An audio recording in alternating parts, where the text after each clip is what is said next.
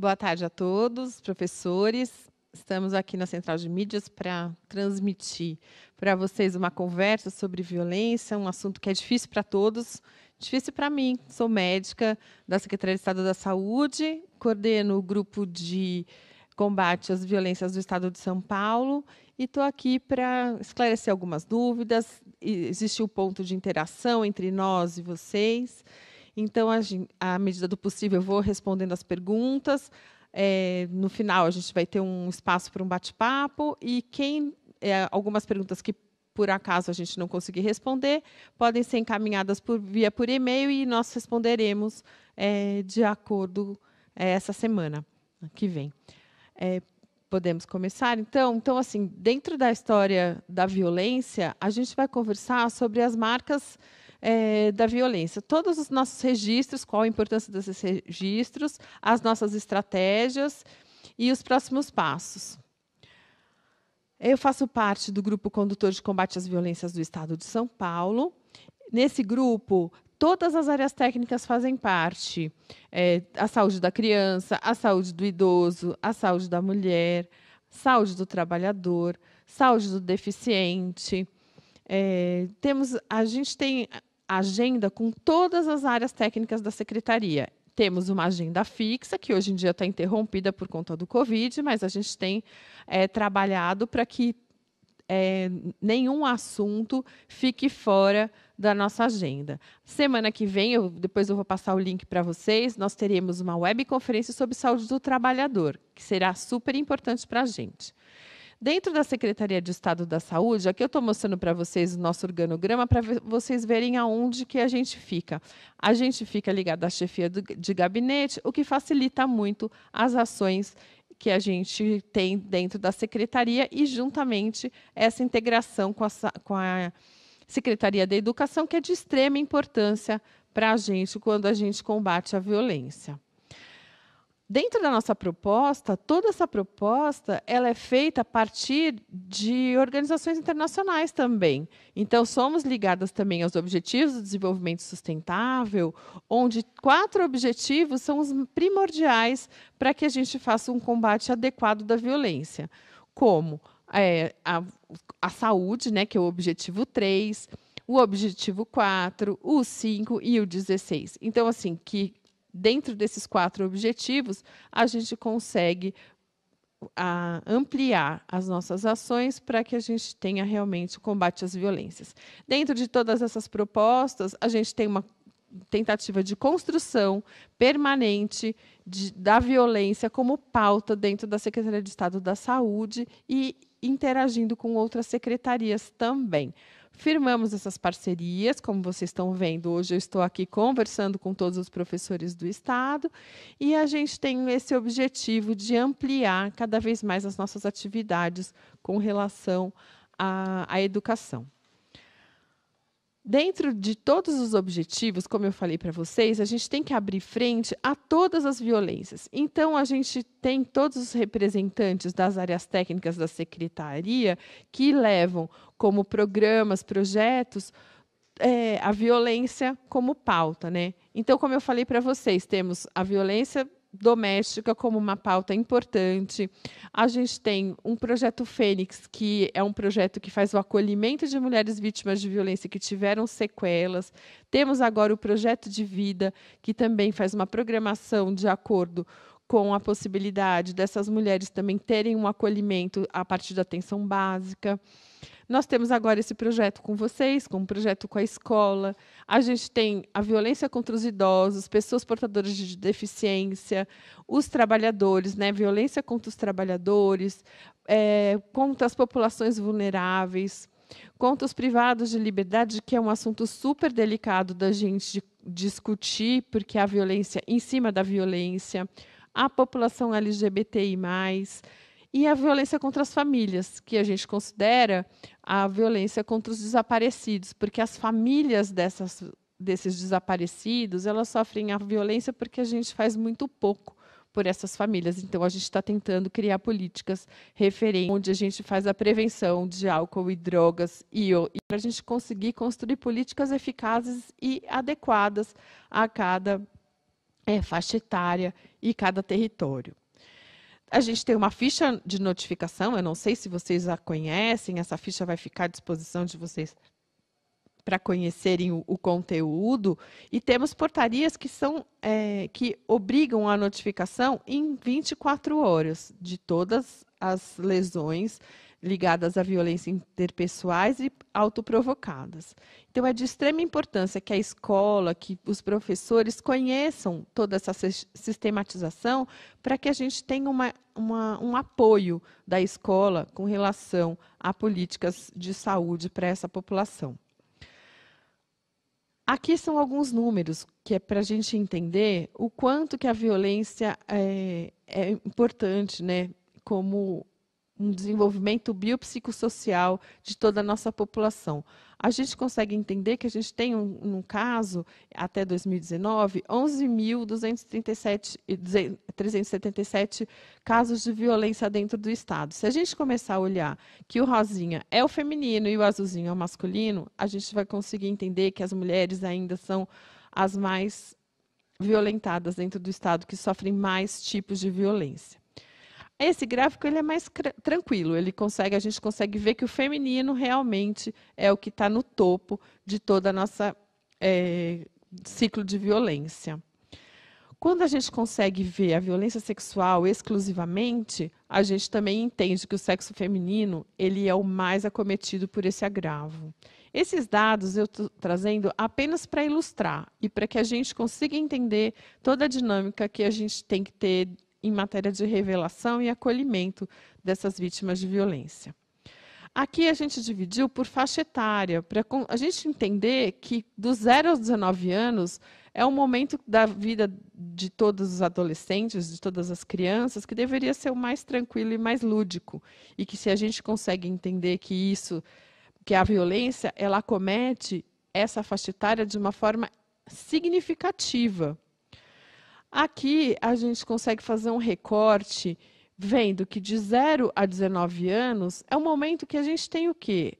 A gente tem os nossos planos, os nossos sonhos, as nossas perspectivas e exatamente essa faixa etária ela é massacrada pela violência dentro do Estado de São Paulo. E a gente precisa atuar de uma forma efetiva para que a gente consiga reverter esse quadro de violência. Nesse outro gráfico, a gente vê a violência sexual e a grande maioria, 85%, é do sexo feminino. Aqui, quando a gente faz um recorte por faixa etária, a gente consegue ver que, olha, de 0 a 9 anos, o que a gente faz com as crianças. E a gente quer que as crianças, depois, elas sejam adultos normais, que as pessoas tenham atitudes normais. A gente precisa ampliar esse cuidado. Então, essa integração de saúde e escola é super importante para que a gente consiga fazer a proteção dessas crianças e desses adolescentes. Dentro de todas as estratégias usadas na Secretaria de Estado da Saúde, a gente tem a webconferência como uma estratégia significativa, porque a gente consegue atingir todo o território do Estado de São Paulo. Então, com a web, a gente consegue fazer a sensibilização de todos os profissionais de saúde. Hoje, eu estou tendo a oportunidade de estar aqui com vocês, os professores da nossa rede. A gente faz o alerta, né, e destaca os sinais e sintomas das crianças e dos adolescentes no ciclo da violência. A gente tem unificação de protocolos. Com essa conversa que a gente está tendo com vocês agora, a gente vai ampliar os nossos protocolos tanto de acolhimento, quanto de revelação, quanto de desencadear políticas de saúde. E, com isso, a gente vai fazendo com que a gente tenha um estímulo da utilização da página da Secretaria. Todas essas informações que eu estou passando para vocês hoje, que estou tendo essa oportunidade, estão na página da Secretaria de Estado da Saúde. Então, é de fácil acesso, está na parte do cidadão. No final da minha apresentação, eu tenho todo o esquema, todo o fluxo da informação para facilitar o acesso a todos os cidadãos do Estado de São Paulo. Dentro da história dos sinais de alerta em época de isolamento, é muito mais difícil, porque vocês não estão tendo contato direto com os alunos, mas num contato mais direto e mais íntimo, a gente consegue ver alguns adolescentes ou crianças com ferimentos inexplicáveis, algumas mulheres que têm marcas no corpo, e crianças também têm essas marcas no corpo, de formas também que você não consegue entender, algumas marcas de queimaduras, até mordeduras a gente pode ter identificação dentro de um quadro ou outro, e que a história não combina muito com o que está acontecendo. É um sinal que a gente tem que olhar com carinho e com acolhimento, sinais de depressão e ansiedade, falta de higiene. Às vezes a gente consegue ver que o adolescente está deixando de tomar banho, a criança está deixando de tomar banho, e isso não é um sinal só de falta de condição social. Isso é uma condição, às vezes, de depressão. Então, a gente tem que ter um olhar diferenciado com relação aos aspectos dessas crianças e adolescentes. Passividade ou submissão. Muitas vezes eles não reagem a nada. Isso também vai mostrando que existe um grau de violência dentro da família ou dentro do ambiente que ele convive, que acaba prejudicando em todo o processo de aprendizado, né?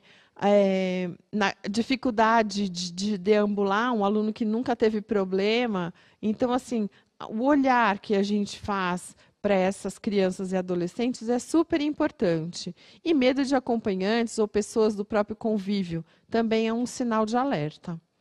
Dentro desses sinais, em época de isolamento, né, a gente tem que tentar ver se tem o uso abusivo de álcool e drogas, porque eles ficam muito em casa, então isso vai gerando um tédio, uma situação de aprisionamento. Isso pode fazer com que desencadeie algum processo. Difícil a gente saber em aulas online, mas assim, quem conhece os alunos acaba interagindo de uma forma diferente, né? Cansaço, sonolência, agitação, poucas relações de amizade, adolescentes que não interagem, também podem estar sofrendo violência. E uma tristeza constante, choro frequente, às vezes a gente comenta alguma coisa e o adolescente acaba chorando de uma forma inesperada, isso também pode ser um grande sinal de violência. E, ultimamente, os pensamentos suicidas, que é uma coisa que é muito impressionante o que tem acontecido, né, de crianças e adolescentes partirem para o suicídio de uma forma coletiva ou de uma forma que é inexplicável, que nunca deu nenhum sinal de depressão e, de repente, parte para uma situação de depressão e suicídio. Então, a gente precisa estar alerta e atento a todos esses sinais. Dentro do acolhimento de vítimas, né, na história da escola, eu comecei a questionar um pouco o que é acolher. Aí fui procurar até no dicionário para poder me ajudar, né? Então, acolher pode ser admitir, dar ouvidos, dar crédito, agasalhar, atender, estar perto de, estar com. É uma atitude de inclusão. Então, o acolhimento, em qualquer nível de porta de entrada, pode ser na escola, pode ser no hospital, pode ser na delegacia, pode ser numa unidade básica de saúde, é de extrema importância. Para esse acolhimento, a gente tem que se despir de todos os julgamentos, né? A gente tem que se despir da moral, do social, nos aspectos sociais, dos aspectos religiosos, para que a gente consiga fazer esse acolhimento sem o julgamento. Naquele momento, essa pessoa vítima, que a gente identifica como uma vítima de qualquer tipo de violência, pode ser física, pode ser moral, pode ser de gestos, né? Pode ser um aprisionamento, ela precisa daquela escuta. Então, o que é o mais importante nesse acolhimento é favorecer a organização dessas portas de entrada, né? Os serviços de saúde, os serviços de urgência e emergência, a escola, garantindo o acesso com qualidade dessas pessoas, né? Com um impacto positivo desses indicadores que a gente acaba gerando para que a gente consiga fazer a construção de políticas públicas adequadas a cada território. Dentro da rede de proteção, a gente precisa contar com toda a rede protetiva, né? Então, a gente vai precisar contar com tudo que eu contei para vocês, né? Com a escola, com os conselhos, né? Com o conselho tutelar, com o hospital, com a unidade básica, com a equipe de justiça, né? Os juízes da infância e adolescência, com as escolas, né, com as unidades. Então, assim, a gente precisa montar, dentro de toda a estrutura que a gente tem dentro da sociedade, essa rede de proteção, que é isso que a gente faz dentro do intersetorial. A proposta de ação em todos os ciclos de vida é porque a gente não pode tratar a violência como uma coisa isolada. Então, a violência que acontece com o adolescente, ela é diferente do que acontece com o idoso, mas ela tem a mesma carga negativa. Então, a gente tem que fazer a integração de todas as ações de um trabalho compartilhado, trabalhando em rede, para que a gente consiga o apoio em toda a linha de cuidado para essa vítima de violência. Dentro das propostas de ação em todos os ciclos de vida, a gente tem tudo aquilo que eu contei para vocês, né? Os conselhos, as unidades, as delegacias, os juízes e a escola, como pode ser o ponto de partida para que a gente consiga fazer um apoio melhor à unidade de saúde e acolhimento dessas crianças e adolescentes, tanto num atendimento de urgência e emergência, quanto um acompanhamento nos CAPs, na parte psicossocial. O Projeto Fênix, eu vou contar um pouquinho para vocês, porque também pode partir da escola, numa reunião de pais, numa interação da escola com as famílias, a identificação de mulheres que sofreram violência. E esse projeto ele acolhe mulheres e crianças vítimas de violência doméstica que tiveram um acometimento rápido. Aqui a gente tem um histórico rapidinho que eu vou passar para vocês, onde em 2012 iniciou toda uma discussão dentro do Tribunal de Justiça. Em 2014, iniciamos o processo de fazer o acolhimento dessas mulheres e, para nossa surpresa, vieram crianças. Como eu vou mostrar para vocês, todas as crianças vítimas de violência, as mães também foram violentadas e, infelizmente, o agressor foi o pai. Então, assim, são crianças que precisaram tanto de reparação de cirurgia plástica quanto ortopédica e que as mães também entraram dentro do nosso programa. Então, quando a gente vê a estatística, a gente vê que a família é um local em que pode acontecer esse tipo de violência. Então, assim, a escola pode ser um local que a gente consiga fazer o diagnóstico da melhor forma possível, porque 75% das pacientes do Projeto Fênix tinham um relacionamento de 10 ou mais anos com o agressor. E quando você vai ver aquela parte de baixo, né, que 11% só tinham um relacionamento de 2 anos. Então, acho que a escola também pode nos ajudar a fazer a identificação dessas mulheres e crianças que podem precisar de uma assistência especializada, que é uma assistência de reparação. Dentro de todo o projeto que a gente tem dentro da Secretaria de Estado da Saúde, o Projeto PARE era um projeto que a gente ia iniciar esse ano de 2020. Já tínhamos conversado com a equipe da segurança na escola, já tínhamos feito todo um alinhamento de algumas cidades que a gente ia iniciar o projeto. É um programa canadense, que faz prevenção de álcool e drogas e causas externas, de traumas e causas externas em adolescentes, antes deles tirarem a CNH, e que tem um impacto gigante em matéria de saúde e de responsabilização, porque ele fala de escolhas, né? Quando a gente fala de trauma, a gente fala que é uma doença causada por causas externas. Então, tudo que é causa externa é evitável. Então, a gente, dentro do projeto, consegue fazer com que os adolescentes eles fazem uma visita no hospital, eles têm aula teórica sobre um elenco de fatores, epidemiologia, como que acontece um trauma raquimedular, como que acontece um acidente, como que acontece uma fratura.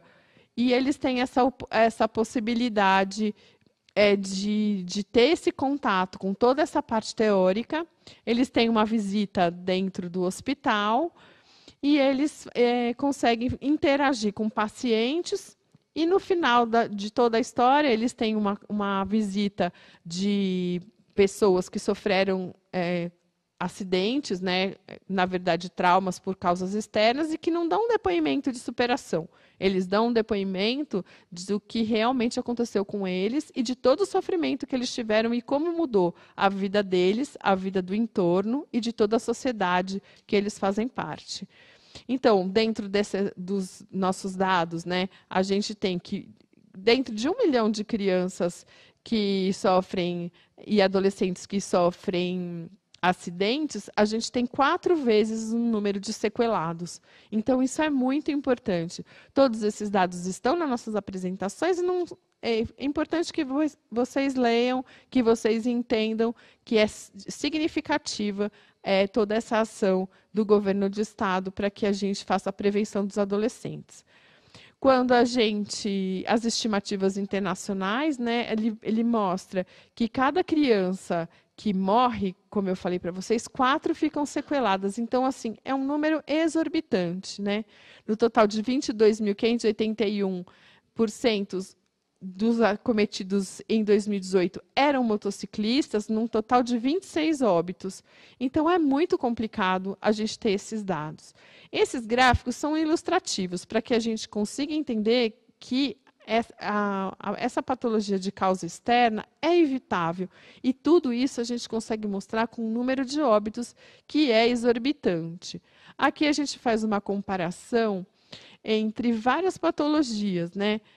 E a gente consegue entender a importância que é o óbito por causa externa.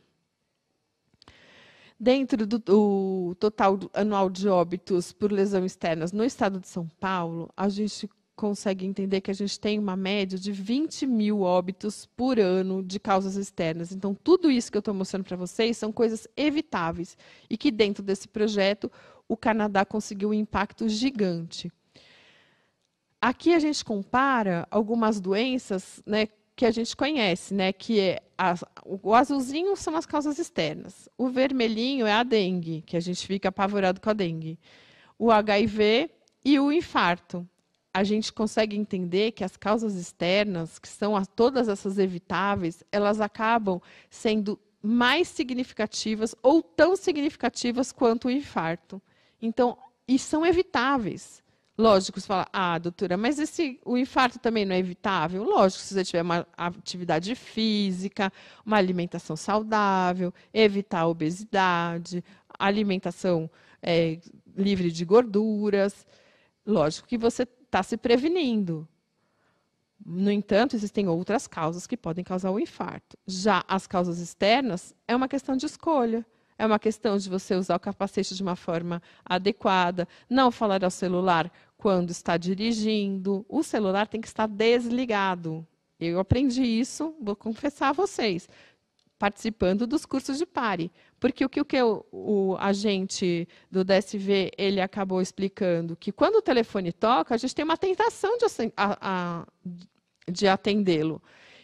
Mesmo quando a gente tem um carro mais tecnológico, que você consegue atender apertando um botão, mas a sua atenção é desviada do momento de dirigir.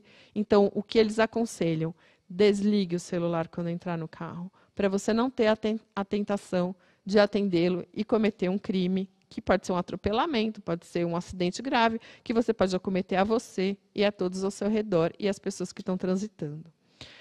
Eu contei para vocês do projeto que é vindo do Canadá. É um projeto que está desde 1986, lá no Canadá, com a prevenção com esses adolescentes do ensino médio, e tem um resultado gigante.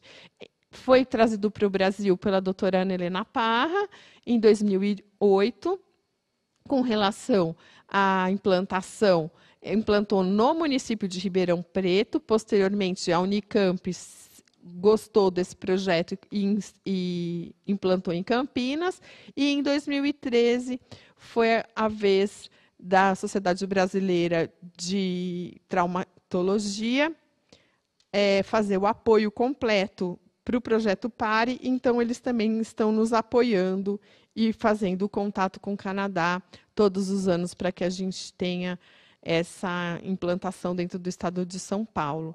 A gente também tem São José dos Campos, que também tem um trabalho brilhante, que começou em 2017 e que teve um impacto de 50% de redução de traumas na faixa etária quando implantado o projeto. Então, é um projeto que a gente precisa implantar. Fomos engolidos, né, pela pandemia, mas que a gente vai retomar toda a estratégia assim que a pandemia passar. Dentro desses objetivos, eu já contei grande parte para vocês, né? Então, a gente desperta a capacidade de escolhas dentro dos adolescentes. Então, a gente consegue reconhecer várias ações que são de extrema importância e que podem mudar o curso da vida deles. Dentro das metas, né, a gente tem a parte, né, do envolvimento de todos os alunos, né, do ensino médio, no segundo ano principalmente, né, com uma metodologia que eu contei para vocês, que os alunos eles participam dessas aulas teóricas, depois disso eles fazem a visita hospitalar, eles têm a realização de um pré-teste, e que faz com que a gente consiga entender o quanto a gente ainda tem que alcançar dentro da modificação do comportamento desses adolescentes. Eles passam por uma visita no hospital, como eu expliquei para vocês, e eles fazem um pós-teste. Tem um programa de atividades que é sempre entregue às escolas que participam do projeto, todas as escolas de São José dos Campos e as de Ribeirão Preto e de Campinas que participaram, eles sempre têm a programação de atividades antecipadamente. A gente leva as crianças e os adolescentes para um auditório, dá as aulas, um lanche, eles preenchem um pré-teste e depois um pós-teste. Nesse pós-teste, eles acabam identificando, né, o quanto eles estavam equivocados quando eles preencheram o pré-teste. Dentro das aulas ministradas, eles têm aula de anatomia, de mecanismo de lesões, como eu falei para vocês, risco e exposição de atividades cotidianas, tem aula com médicos da terapia intensiva que explicam o que acontece quando você tem um trauma, eles têm aula de reabilitação. Então, eles acabam tendo contato com coisas que muitas vezes nem passa para a cabeça deles quando eles vão fazer uma coisa mais perigosa. Como eu falei para vocês, tem todas as atividades propostas, né, com esses temas que eu já acabei abordando. Aqui eu tenho o resultado cedido por São José dos Campos, de um pré-teste e um pós-teste. A gente consegue ver que, depois das aulas, eles acabam tendo uma melhora de 1,4 pontos na média geral dos alunos. Então, é significativo e é impactante. E eu contei para vocês que teve redução de 50% do número de ocorrências de causas externas. No final de tudo, eles acabam tirando uma foto. Aqui, ilustrativo, eu tenho 3 fotos de 3 momentos. Uma é do Canadá, né, está no site, né, do Projeto Pare do Canadá. Quem tiver interesse, é super importante. Tem alguns filmes super impactantes que também passamos para os adolescentes, já foram avaliados pela equipe de conteúdo da Secretaria de Educação. Então, os filmes eles são adequados para a idade e com conteúdo. E tem 2 fotos, tanto de São José dos Campos quanto de Ribeirão Preto, de finalização do projeto. Então, são fotos que eles levam para casa, e aí depois eles fazem entrevista de novo com os colaboradores, né, que são os nossos voluntários. Eles respeitam muito esses voluntários, e você vê a mudança da carinha do começo, quando eles entraram no projeto e quando eles saem para casa. Dentro dessa proposta de implantação, né, como eu falei para vocês, nós fomos engolidos pela pandemia, então a gente vai deixar a história da implantação nas escolas para 2021, inicialmente para a cidade sede dos departamentos regionais de saúde e, posteriormente, para o estado inteiro. Até 2023, a gente tem que fazer a implantação no estado de São Paulo inteiro. Dentro de tudo que a gente tem falado, a gente fez uma unificação de todos os protocolos, visto que várias cidades já estavam desenvolvendo o projeto, cada um da sua maneira. A gente está fazendo toda essa avaliação, né, e comparação dos resultados. A gente vai fazer uma comparação do resultado em matéria do marco, de um marco que vai ser 2019, né, porque 2020 é um ano atípico, né, que nós temos o confinamento, apesar de continuarem acontecendo acidentes com causas externas, apesar do confinamento, uma coisa que a gente também tem que observar. As pessoas não estão respeitando, então a gente precisa manter a história do Fique em Casa.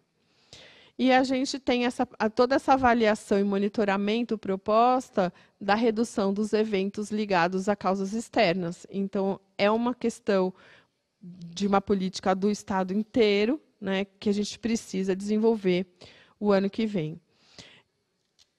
A gente vai começar o planejamento ainda esse ano, a partir do momento que a pandemia cesse a pandemia.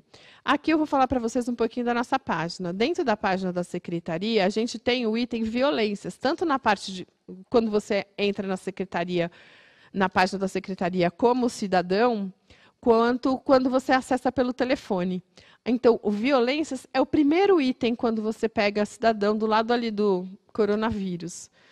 E na página e no telefone também é o primeiro item. Então, é super fácil de você ter contato com tudo isso que eu estou contando para vocês. Aqui são as fotinhos de tudo que a gente consegue ter dentro da página. A gente tem locais de atendimento, a gente tem os locais de secretaria, das delegacias da mulher. As delegacias 24 horas estão sublinhadas de rosa. Os serviços do Estado de São Paulo também de atendimento à violência também ele é feito 24 horas, estão sublinhados de rosa, e você tem lá o telefone e endereço de todos os serviços que fazem o atendimento.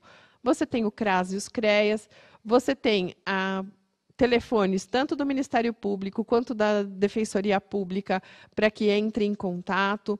E temos também um item das webconferências, que todas as webconferências temáticas que fizemos até agora, desde o início do grupo até agora, estão publicadas na nossa web, que pode ser revisitadas. Os professores podem utilizar parte das nossas webs para passar para os alunos, para que a gente mantenha essa discussão. Então, é um material didático que acaba facilitando a discussão e promovendo um elenco de ações que a gente pode fazer dentro da escola. Não precisa assistir a web inteira, que geralmente é de 1 hora, mas trechos podem ajudar na discussão da violência dentro da escola e no entorno da escola também. Por último, né, eu quero mostrar que a notificação feita na escola, a notificação feita na saúde, ele é um dispositivo que dispara processos de trabalho. Ele faz uma visibilidade do problema e que a gente consegue tratar cada território como um território especial, que o nosso estado ele é muito diverso. Então, a gente precisa dessa visibilidade do problema para conseguir atingi-lo. A gente tem uma articulação intersetorial significativa, né, que me deu a oportunidade de estar aqui conversando com os professores. E a gente organiza os serviços de saúde de uma forma mais adequada, a gente faz essa interlocução e a nossa articulação intersetorial, forma as redes de atenção e de proteção a essas vítimas e o principal, né, a gente garante e dá garantias de direito de cidadania a todas as pessoas.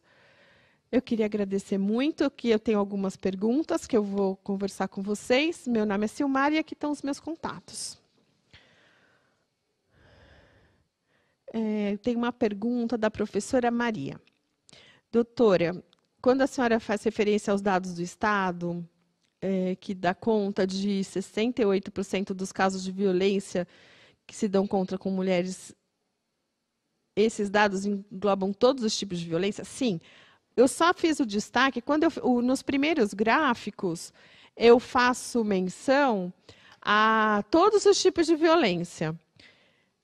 Os que estão só com violência sexual também. E tem um gráfico com relação às mulheres. Olha, quando a gente passa aquele gráfico primeiro, esse daqui, de 11.000, realmente é de todas as violências do Estado. Mas a gente também dependendo do território que a gente está trabalhando, a gente consegue tipificar todos os tipos de violência. Tem uma outra pergunta da professora Débora. Como podemos direcionar sem interferir diretamente na família do aluno? Isso é super importante. O que a gente precisa fazer, na verdade, professora Débora, é a gente fazer a interação com esse aluno. Ele ter a confiança. Por isso que quando eu coloco aquele gráfico, né, que fala sobre como que a gente tem que se despir de todos os aspectos morais, sociais, é que muitas vezes o que ele está contando para a gente pode não concordar. Então, assim, o não interferir é não julgar. Então, o que a gente tem que fazer é uma escuta. E o direcionamento para o local adequado. Quem realmente vai conseguir acolhê-lo de uma forma significativa. Outra pergunta da professora Débora. Esse projeto Fênix pode ser expandido para todas as escolas do Estado? O projeto Fênix, professora, ele é um projeto ligado a mulheres. A gente entendeu a importância de que as crianças também fossem acolhidas, porque elas também foram violentadas por esse pai. Então, assim, a gente tem crianças que foram para a cirurgia reparadora, esperaram ficar adolescentes, porque com o crescimento uma cicatriz pode se modificar.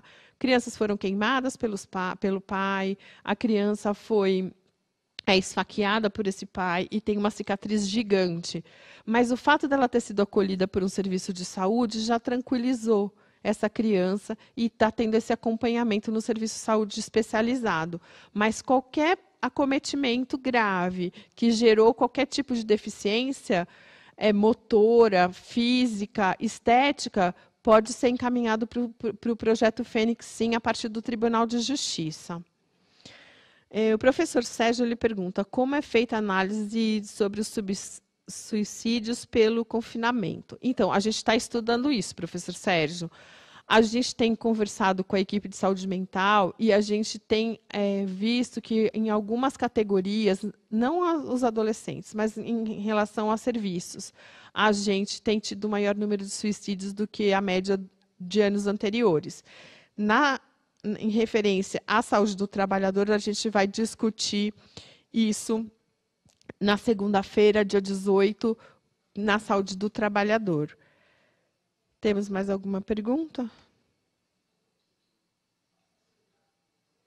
Acredito que não. Então, assim, todas as dúvidas que vocês tiveram a partir de avaliação ou de revisitar essa conversa que nós tivemos hoje, podem ser encaminhadas para o meu e-mail, que estava ali disponível na tela, que é sisoto@saude.sp.gov.br, e eu estou à disposição para qualquer dúvida. Muito obrigada.